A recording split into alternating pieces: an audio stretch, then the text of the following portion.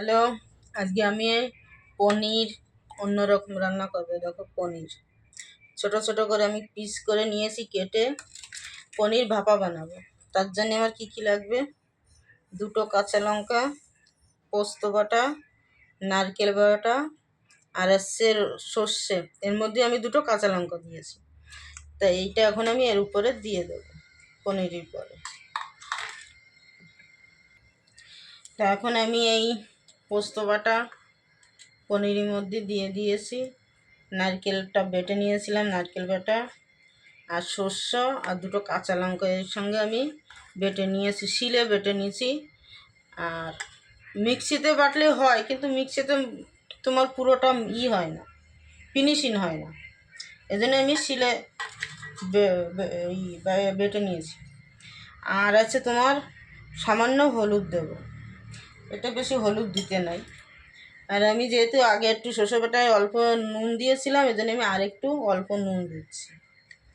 ঠিক আছে, এবার দেবো আমি সর্ষের তেল। এই দেখো, এই যে সর্ষের তেল, এটাকে দিয়ে আমি থালায় মাখিয়ে নেব। তোমার বাটিতে মাখানো যাবে না, এই জন্য আমি থালায় ভালো করে মেখে নেব।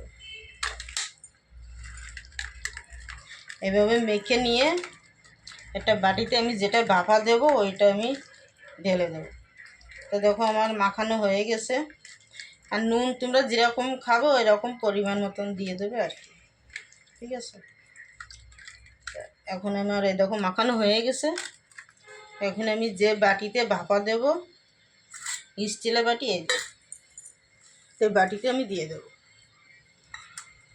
এইভাবে সব মাখিয়ে দিয়ে দেবো। তোমরা যদি মনে করো কাঁচা ধনে পাতা দেবো, ওটাও দিতে পারো। কিন্তু এইভাবে একবার খেয়ে দেখো, পনির খুব ভালো লাগে কিন্তু খেতে।